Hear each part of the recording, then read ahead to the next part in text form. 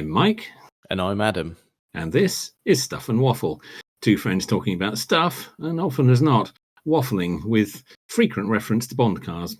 Well, like a rusty Range Rover with a supercharger, we are here, a bit crusty underneath, but we can still do 0 to 60 in a very respectable time. Oh yeah, we're awfully rapid.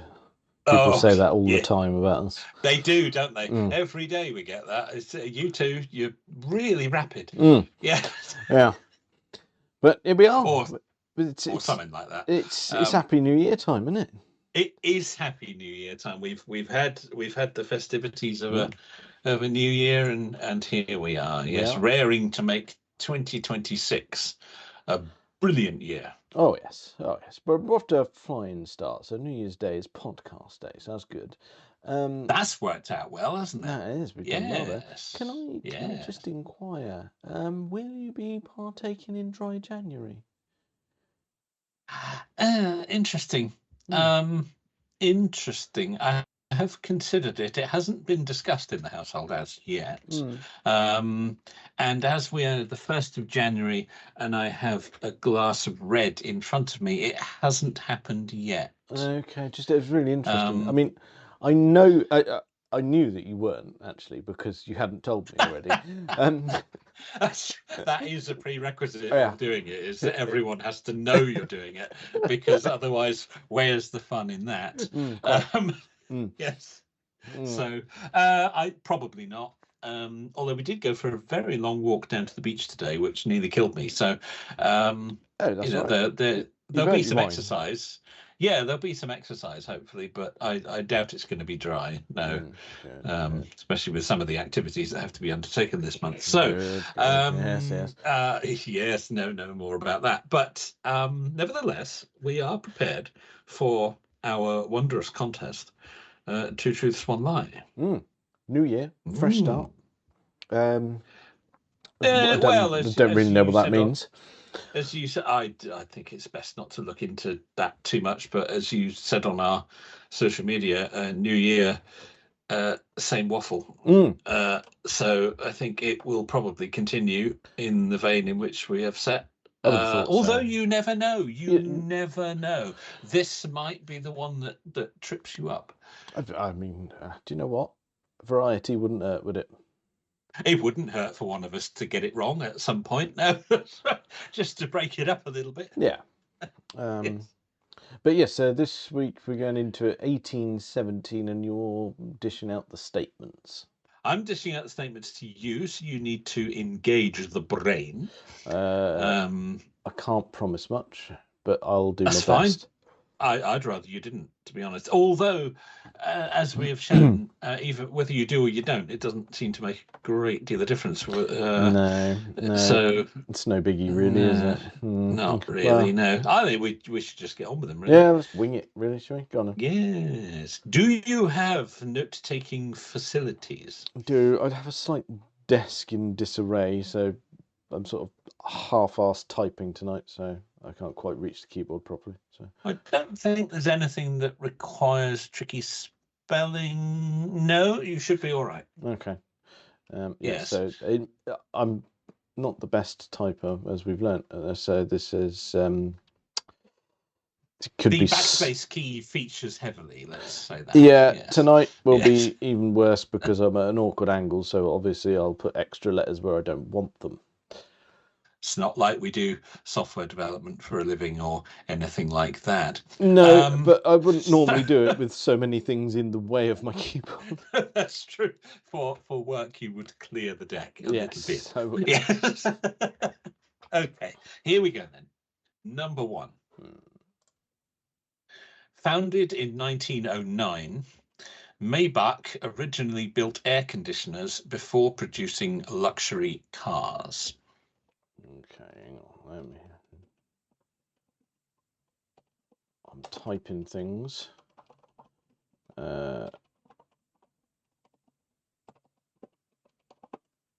Can't spell. It doesn't matter. So, right, there we go. I think I've got that finished off. So I've put in here, founded in 1909, Maybach originally built air conditioners before they built luxury cars. That'll do.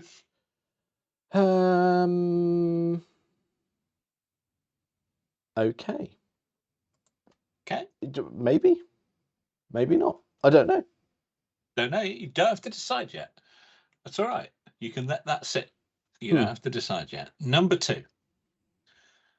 The Honda CR-V, overall best-selling compact SUV in the United States in 2021. Okay, one more try. Okay. The Honda CR-V was the overall best-selling compact SUV in the US in 2021.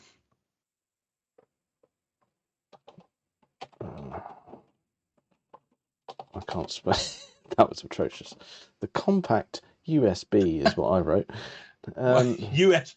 Yeah. Compact USB.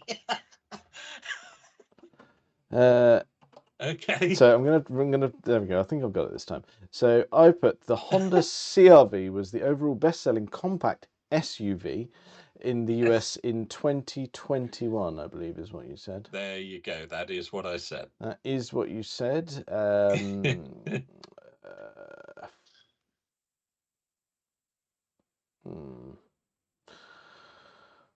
Okay.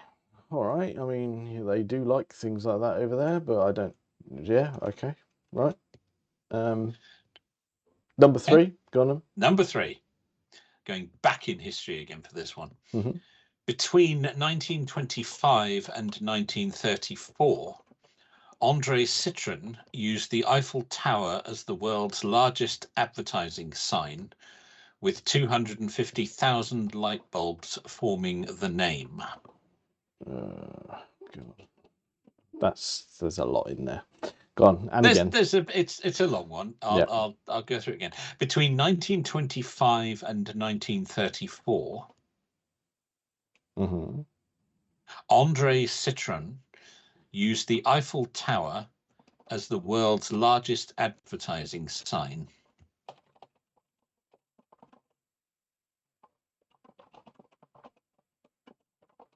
Okay.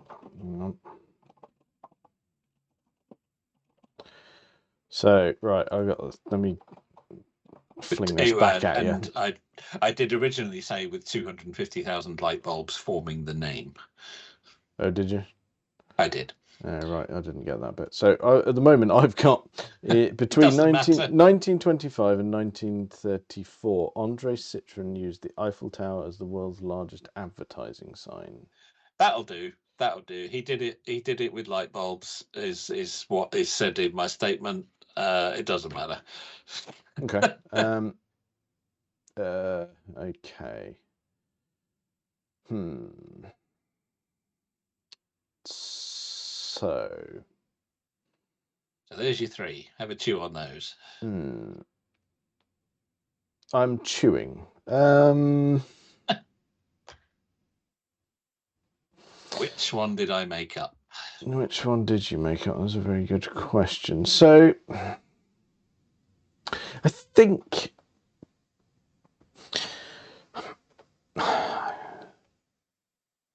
I'm not too sure on the dates or anything, but I'm relatively confident about the Citroen one.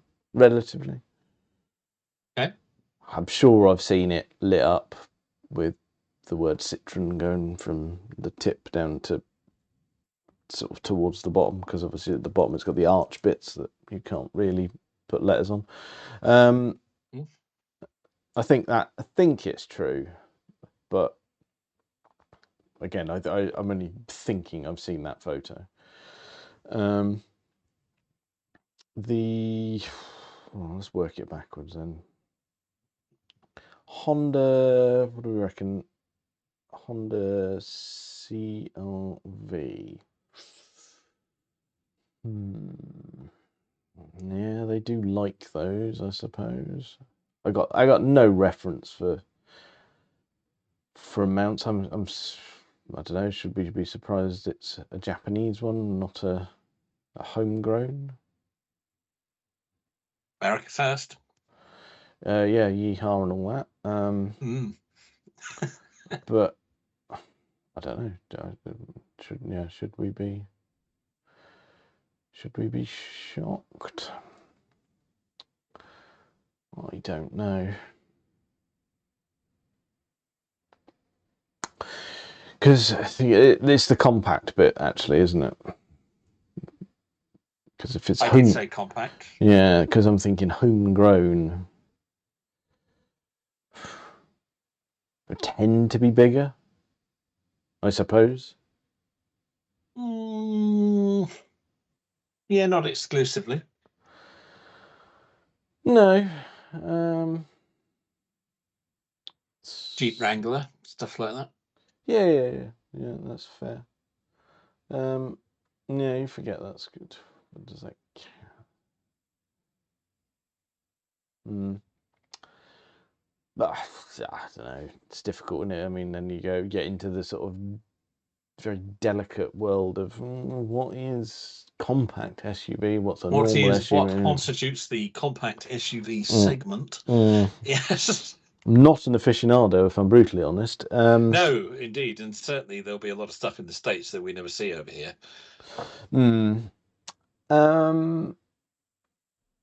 Maybach. Mm-hmm. Air conditioners. Do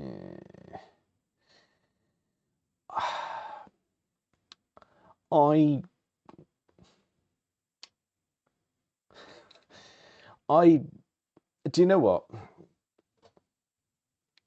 For the dear listener, you know this already. A reasonable portion of my career focused around working in the HVAC industry. And part and parcel of that did include some of the history of it. Okay. And while I didn't study it profusely, I did have to read it and publish it in certain places. I never remember the Maybach name being involved with air conditioning. That doesn't. I could be completely wrong. But oh god, it's a sad little window into my world. Yes, indeed. Yes, I mean the statement doesn't claim that they invented anything. No, really, no.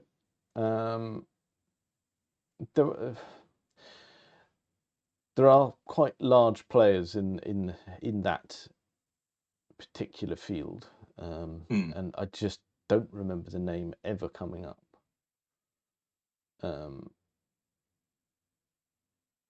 But again, like I said, that could be utter nonsense. Maybe I just wasn't reading the right stuff, but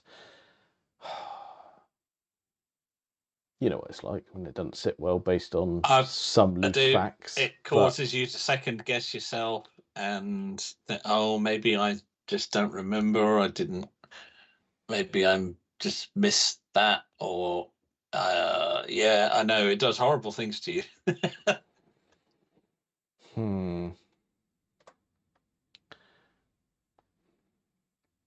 don't know. Maybe I don't know. Maybe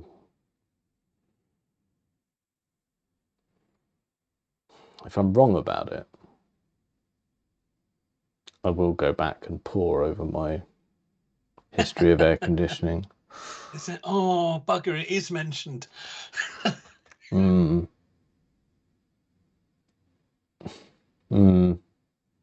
I don't often go back and fact check, but I might on that if I get it wrong.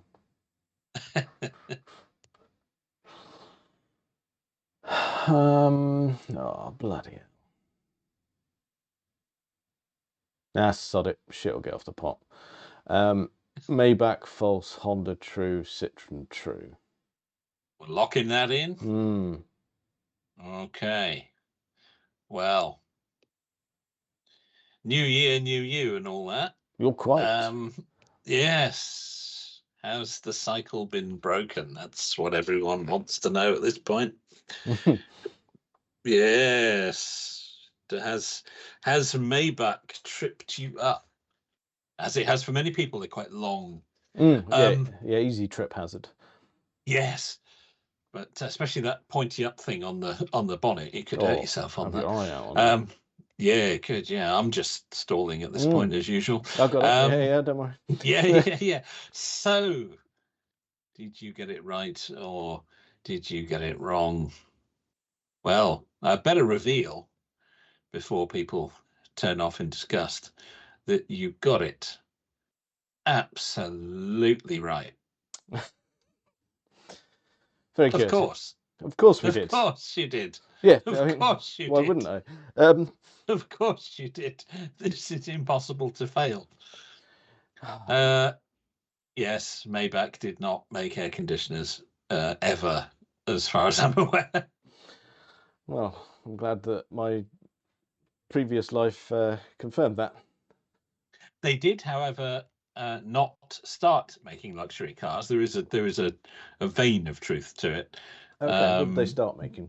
They originally made engines for Zeppelin airships. Oh, yeah, obviously. The bottom dropped out of that market, well, quite literally. I don't know what you mean. No, that it was not a growth area. So they switched to ridiculously luxurious cars. Okay. And the other two are completely true. Honda CR-V was indeed the best-selling compact SUV in the US in 2021, as it was, in fact, in many other countries. Very, very popular vehicle. I see. Yes. Okay. And yes, I'm really struggling. Yeah, I know. And André Citroen did indeed illuminate his name down the side of the Eiffel Tower for some years. Advertising his new car company. So yes, there you go. You were, as usual, correct. And you followed the same pattern that you always do. You start to focus in on the one I don't want you to focus in on. Right from the beginning, you just seem to have an instinct for it. It's like, I'm not sure about that. And of course, it turns out you're something of an expert on the history of air conditioning. I mean, of course you are. I mean, Oh dear. Well, you knew where I used to work. Yes, I know, but I'd forgotten that. And I didn't know you were an expert in the history of it. I had to work on some literature and web pages about the history of HVAC, and a lot of that was involved some copywriting, a lot of proofreading, and then page layouts and stuff like that. So it's just I've naturally read it all and retained it for some reason. And it just goes in, and well, we've all got stuff like that. I mean, I know a weird amount about crystal glass making. It's just exactly you pick these things up. Yeah, it's just a byproduct, isn't it? So otherwise, that would have been a really tricky one, I think. But unfortunately, you flung that at me. Grandad Encyclopedia just happened to know. I mean, you weren't 100% sure, but you were fairly confident. Yeah. I'm sorry about that. Maybach did not feature in the history of air conditioning. I did, however, do a quick bit of research just to make sure it was at least feasible, in that the first electric air conditioner appeared in 1902. And Maybach was founded in 1909, so it was at least historically feasible. There's feasibility there. Yeah. Yes. No, they were good. I apologise for that. It just doesn't matter, does it? It just doesn't matter what we come up with. It just seems to rumble on. So that's 1917 as it stands now. Yeah.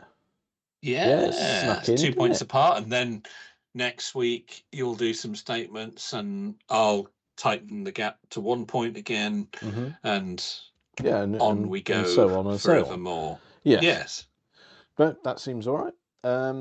That's good. there we go. I think we left it last time. We don't need to worry about housekeeping on your side because the MX-5 hasn't been to the garage yet. No, that's another couple of weeks before that goes in, unfortunately. So it is marooned at the moment on the side of the driveway. No, that's fine. We knew that one. Yep. Nothing significant on my end. However, we did have our little discussion around learner drivers and handbrakes. We did. Yes, we did. How's any developments on that front? I mean, she's getting on fine with it. That's not what I wanted to tackle. However, I did have a little chat with Phil. And yes, he said he fully agrees with what he said, but he would like to play devil's advocate. Okay. And point out that when we were youths and we were learning to drive, it was highly likely that we learnt in a car that didn't have a choke, but our first car did. That is, in my case, absolutely true. Yeah, my Mark IV Escort had a manual choke. Yeah. So that's true. Not quite as critical as the handbrake, but he did point out the fact that someone he knew passed the test and then got into a car that had a manual choke, and he said in order to leave a car park, the car had to be stalled at least 6 times before any sort of useful motion had occurred. Progress and all that. Yes. Okay. Right. So I take his point. I think it is valid. There are always going to be things. I was fortunate enough to not have that problem. While my Nissan Micra did have a choke, it was an automatic choke. So it was fine. The Japanese handled it for me. Yes, of course they did. Yes, and it worked because he pointed out that he had an automatic choke on his Citroen AX and that broke. Well, of course, it was a Citroen AX. Quite. Yes. It's very much the same way as the conversation I had with him went. Yes. So, yes, there are. And I think his main point is that no matter when you learn or pass, there's always going to be something. It's a very valid point. You're always on the cusp of some new technology coming in. And it's not necessarily going to be something that you learn about. Yeah, I get that. I guess our point would be that that is something that, a lot of cars still have a manual handbrake. That is something that without too much bother, the driving school could have dealt with. That's the bit that bothers me, is that it's a bit more widespread. Yeah, exactly. Yeah, he raises a valid point, but I think just a little bit of thought on the driving school's part, that wouldn't have been a difficult issue to deal with. No, that's just, it is weird. And the more you sort of look at learner cars at the moment, and ever since we had our conversation, you get kind of, I really bet hardly any of these have a manual handbrake. Yeah, you're probably right. But I bet most people's first car will have. Oh, yeah. And some of the choices of instructor vehicles. Like, don't get me wrong, there's been a reasonable amount around that are just the little hatchbacks that you would expect. All right, quite new ones. Yes. Very likely to have all the electronic gizmos that we were referring to. But then, what was it? This week I've seen an instructor's car was a Nissan Juke. Bit weird. Oh, that's quite a large vehicle for a learner. And a Range Rover Evoque. Oh, blimey. Okay, I would never have picked that as a car to learn in. No. I mean, I guess maybe the theory is everyone's buying SUVs and they might be borrowing a parent's car to begin with because who can afford to buy their own? And parents might have some, I don't know, I'm clutching at straws really to try and justify that. Yeah, and I'm assuming that the Evoque will be auto only. I don't know that for a fact, but I wouldn't be at all surprised. Pretty much everything else that JLR have ever made has been auto only. God, hang on, let's ask the internet. Range Rover. Yeah, let's find out. Manual. Very much doubt it, but most modern cars, if they offer a manual option, it's only on the really low-ranking cars with the smaller engines. Yeah, apparently they did. You're very much right. The lower spec ones offered as a front-wheel drive only 6-speed manual. Yes, okay. I know the third gen Jag XF did have a manual option, but only on the 2-litre Ingenium engine. If you wanted anything at all tasty, it was auto only. Okay. Right, well, we've learnt something there. BMW fall into that trap as well. When I've been looking at 3 Series and things, if you want the manual, you can only have the 2-litre. If you want the 3-litre or above, it's auto only. Mm-hmm. So, yeah, okay, interesting. Okay, the Evoque is surprising as a learner car.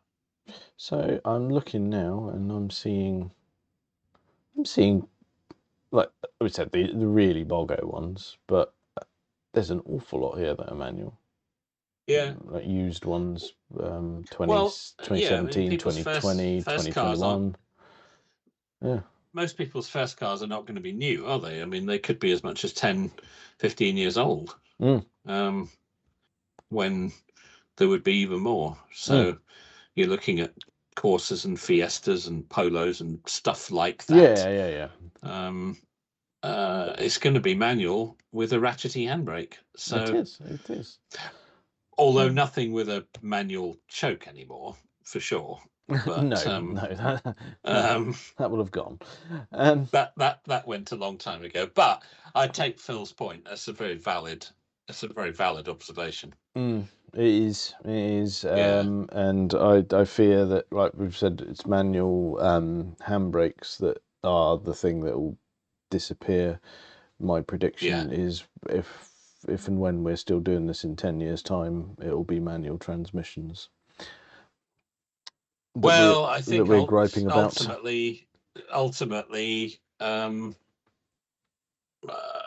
think it's new first-time drivers are going to be learning in electric, aren't they? So they won't know anything about changing gears or a handbrake or anything like that at all.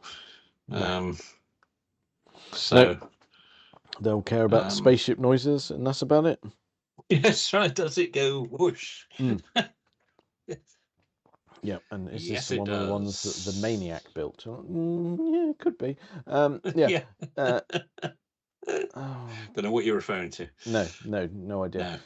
No. Very good. So we touched on at the beginning there that it was Happy New Year and all that, and we've had a Christmas. I asked the question because I have an answer to it, but I thought we'd better ask it to you. Did you have anything automotive for Christmas? No. How about a little pot of what was it, zinc paint or something? Zinc primer, was it? It was zinc primer. That was it. Yes. No, strangely not this year. No. Hey, what a shame. Although I do still have the tin of zinc primer, you'll be shocked to learn. But no, nothing. No weird granny presents this year. No, we're all right.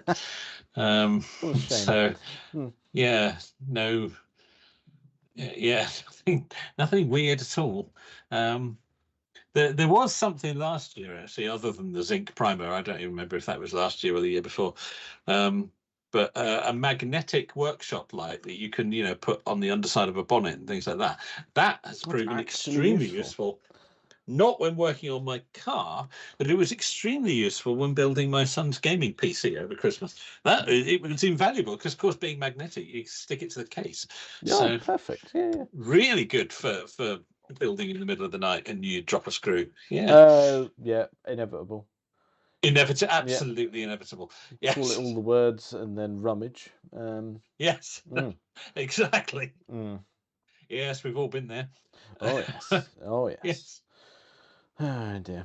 But no, nothing for me automotive related this year, I'm afraid. Oh, family must try harder.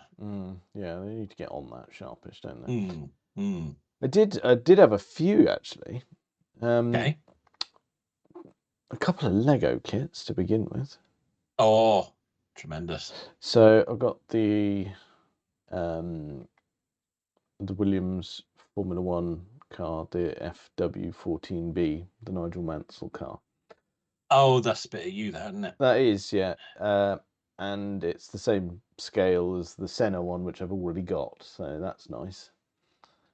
Okay, very good. They'll go together nicely. They have already. So that's nice. Very good. And I got gifted a retired kit that I wanted desperately at the time, but didn't have the wherewithal at the time. These things do happen. Yes, that does happen. But yes, it's one that I've wanted, but has been out of production for quite some time. The 911 GT3 RS, the big the orange one, the bad boy. Nice, yeah, nice. So that to come back to the point around me struggling to type at the moment, my desk is in disarray because that is all over it. Oh, have you been knolling your parts? So I am littered with Lego Porsche bits. Very good, very good. Well, that's more important than a podcast, let's be honest. It is. I mean, I've got everything plugged in to record, so that's good. But yes, there's lots of that around. And lovely. The final bit of automotive, and the second reason my desk is in disarray, is I got a new sim racing wheel for Chris. I got a Moser R3. Oh, get you. So nice. I am all equipped. Wow, very good. So I've been doing lots of that in between. That's nice. Many errands. Many errands and a bit of Lego. Yeah, a bit of Lego. The Williams one, not too bad. That got cracked out, but the Porsche one has been ongoing since Boxing Day. I unboxed it and I'm like, oh, we're in for the long haul here. Bit more of a project, that one. Yes, that's going to rumble on. Yeah. So I need that wrapped up before next week hits, because I'll need my desk back. Yes. The world starts again next week. It does, yeah. There won't be time for fun things like Lego, and I need my desk for boring things. Sadly, that is true. Yes, as depressing a concept as that is. Yes. Yes, normality will return. But yes, there we go. Nice. So that's a good haul. That is. I was very pleased. Because I hadn't asked for anything. No. Those are very thoughtful presents. I think what's happened there is someone's been through my baskets on my computer. They've looked at what you've been pondering. Yes. Which, at least you get what you want if that happens. Yeah, maybe I should absent-mindedly leave more things in the Amazon shopping basket. Quite. It's not a bad idea, that. It's a good tip, that. Yeah. Yes, very good. Yes, very good. Right. Bit of delayed news, shall we? Oh, please. Because we were going to mention it, but there were way more interesting things going on in December. So what we've learned around the whole indecisiveness around the new petrol and diesel car sales. Yes. Yes. Indecisiveness. That's a good way of putting it. Yeah. So, EU Commission has reined itself in slightly. Because of the German car makers, basically, they're going, look, you are doing nothing but screwing us over here. Yeah. You're telling us to do one thing, people are doing quite another with their buying habits. Yeah. Can we have something resembling a decision? Yes. So it was the 2035 ruling from the EU Commission saying that 100% of new cars had to be zero emission. Banning the sales of petrol, diesel, and hybrid. Yes, that has been relaxed ever so slightly to 90%. Okay, so still 2035, but no longer 100%. Okay. Yeah. Yeah. So basically, they've said, look, demand for electric cars is too low, and basically the manufacturer said, look, we're going to carry on making cars, petrol and diesel cars. Yeah. Beyond that, cars. And we will just take the penalties.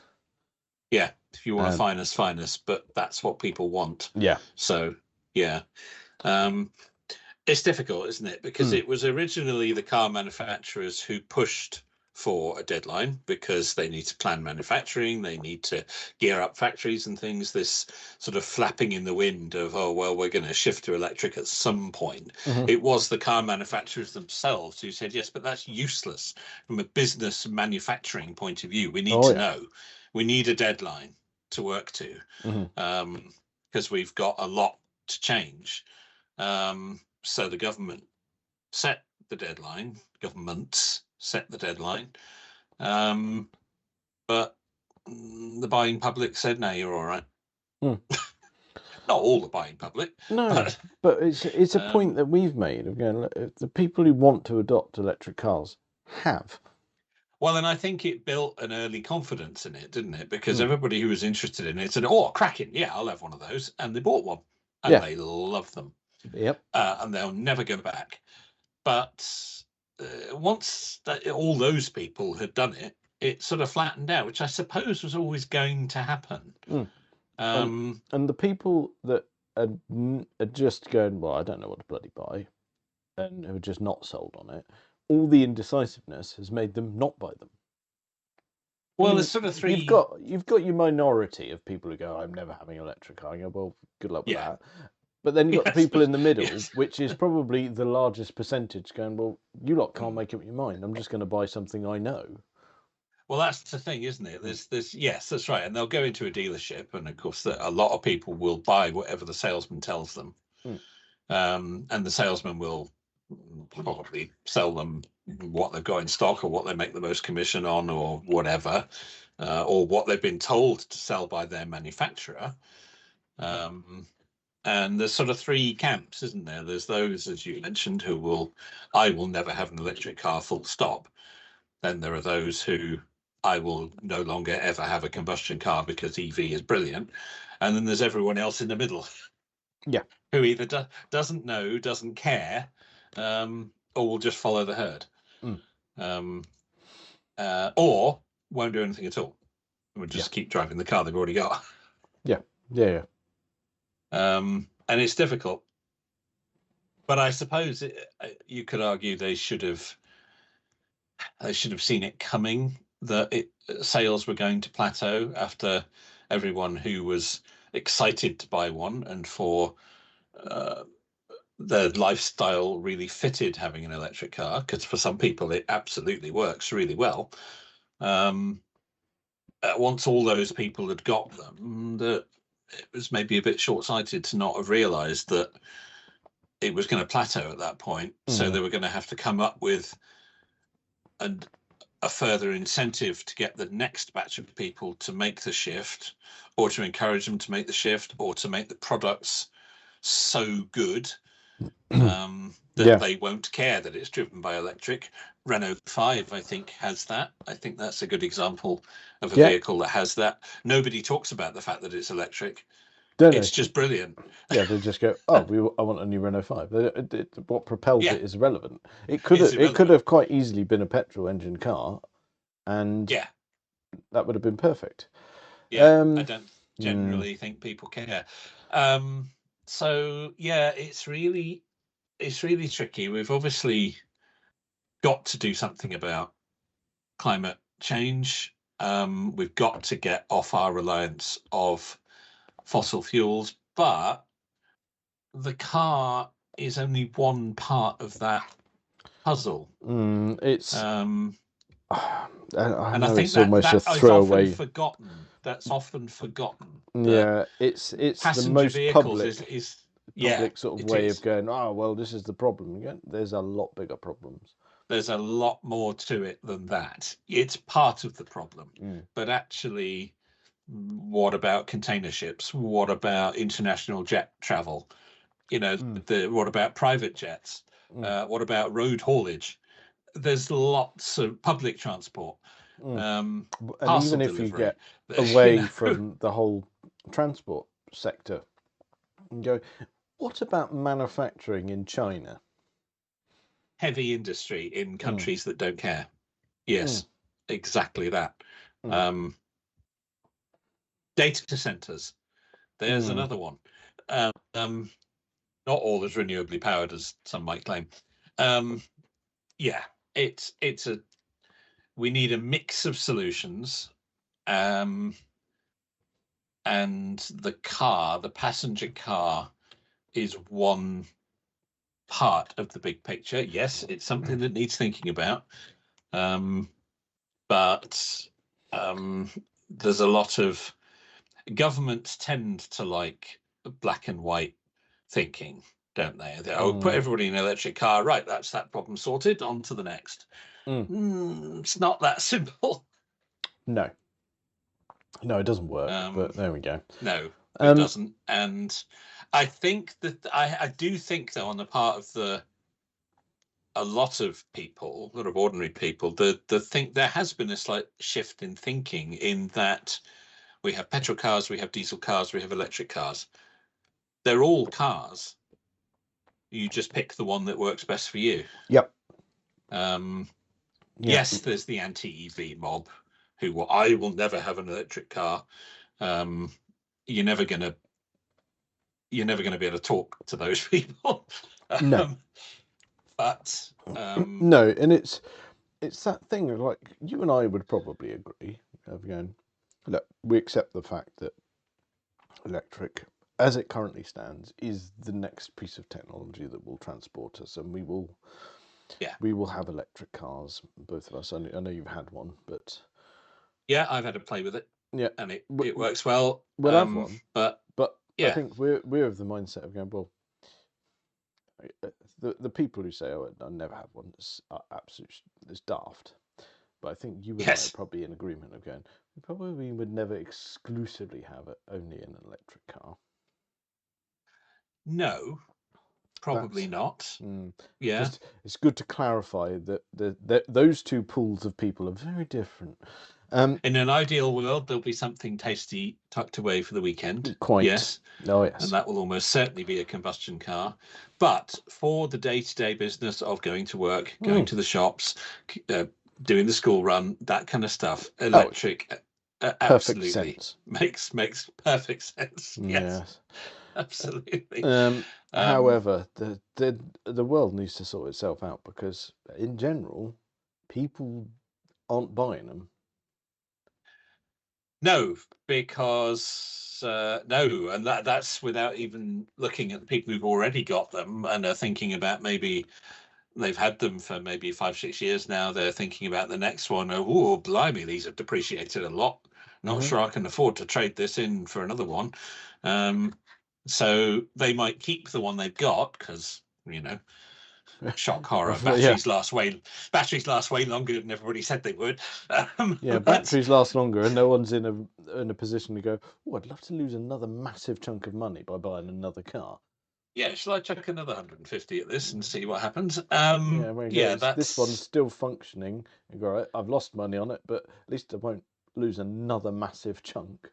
Yeah, certainly everybody who bought a Porsche Taycan is in that camp. Yeah. So interesting you mentioned Porsche. Rumour has it that Porsche are hurriedly looking at the new Boxster and Cayman and the potential of reverse engineering the platform so that they can be powered by petrol as well as electric. So they're not ditching the electric version, but they're trying to retrofit a combustion choice. Yeah, that's not been officially confirmed, but the rumours are out there that they are trying to do that because they have taken a massive hit. That's why they're citing the whole uncertainty and nonsense around money lost about electric as their reason for pulling out of the MOM. Okay. They've said that motorsport has to be the place that goes, well, actually that's the first to go when we're cutting costs. Well, from a business point of view, you can see that there's only so much money to go around. And they've lost a shit ton. If they've got to re-engineer a platform so that they can, sell cars, that has to take priority over racing, doesn't it? Yes. Yes. I mean, as much as that pains me, I do agree. The risk, yes, quite. The risk of that is that they end up with a compromised product. That is a danger. Don't get me wrong. And like we said, it is rumours at the moment. But what do they do? We will keep an eye on it because they already said that the range would be slightly split anyway. I believe with the new electric versions that were coming in, they said actually we'll keep the old versions of the top editions, so the RS and the GT4 RS. Keep those going. All of that stuff. That they did keep that with petrol power. But yes, just you happened to mention their name. I thought, well, actually, let's touch on the rumours because they're one of the aforementioned German manufacturers who are crying out for some direction. Generally, governments around the world characteristically have made a bit of a mess of it. Didn't think, and I think perhaps in some quarters they were encouraged to think, I'll put everyone in an electric car and that'll sort the problem. And as I say, governments like nice black and white solutions like that. Don't work, but no, it looks good on paper, doesn't it? Not that simple. You're not going to be able to put everyone in an electric car, and that's only one part of the problem. And there's lots of other things that you look at the pollution put out by container ships. I mean, they run on the most god awful, what they call bunker fuel, which is basically the dregs and the sludge that you get out of the bottom of the oil refinement business. Horrible stuff. But because it's out at sea, it doesn't get thought about. And we all like our stuff. We all like our stuff to whiz around the world. And when we buy our new tellies, we like them to arrive quickly. So container ships are responsible for that. But they're the most horrifically polluting things. But what are we doing about that? I did see that the CEO of Maersk, obviously the world's largest container ship operator, has said if someone can produce a container ship that produces 0 or near to 0 emissions, I will buy them. I will buy them because the cost savings will be colossal. I just need someone to make it. If someone could just get on with that, that'd be great. Yes, but we're not. So yeah. But I'll tell you, we can have a think if you want. See if we can come up with anything by next week's episode. We could have a go at that, couldn't we? Yeah. I'll sketch something out. Yeah.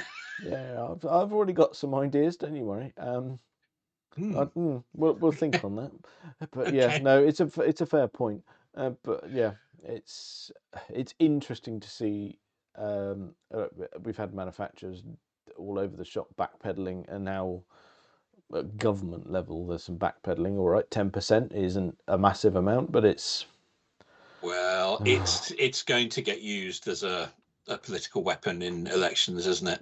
Oh, vote us in and we'll do away with the green mandate, as indeed the orange buffoon in America has done. Done away with the EV mandate, done away with renewable energy subsidies, all incentives for having solar panels and batteries and things like that, all gone. There's no joined up thinking going on anywhere. No. The trouble is car manufacturers sell their cars everywhere. So this needs to be a global decision, not something per country. They all produce world cars these days, don't they? Yeah. Where you get a model that's largely unchanged everywhere, and they need to know what's going on. And they were told one thing, that thing hasn't happened. But yeah, okay, so still 2035, but there'll still be a trickle of combustion sales as things stand at the moment. Change again.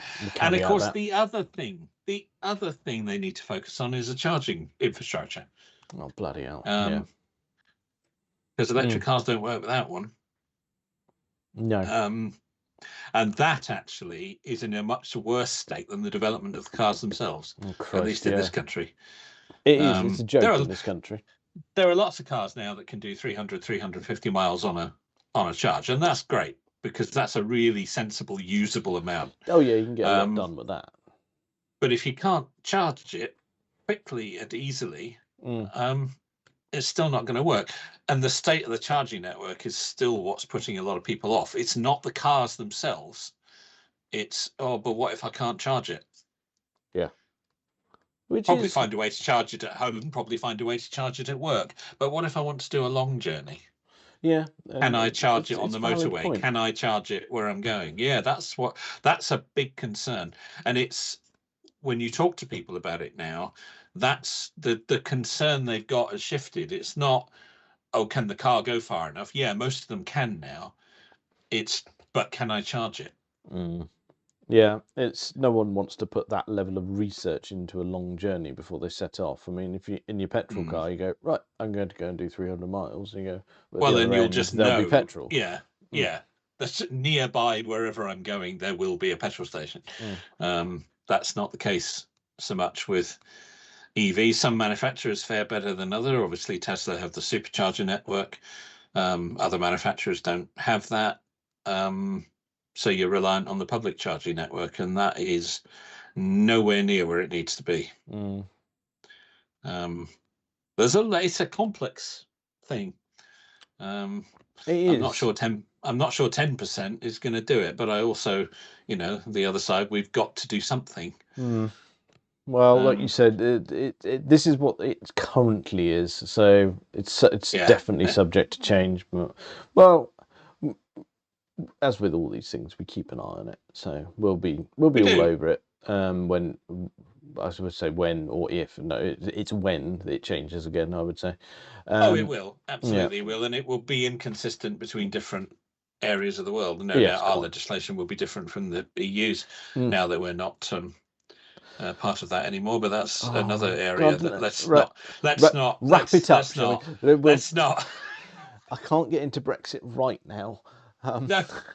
Oh my God! There's not enough alcohol in this room with me to tackle that particular topic. We'll put a pin in that. Yeah, big one. Yeah. And, meanwhile, I'll go back to my save search on Auto Trader for used Tesla Model S. Yeah, let's do that. That's a much safer place to be than I'm going to do that. Good old rant about the state of certain political decisions. Right. Okay. Next week we'll come back. There'll be housekeeping. We'll have thought up a way of creating zero-emission tankers, and we'll be fine. Well, I think that's probably enough of that for this week. Check us out on all the various social medias and things. Thank you very much for listening.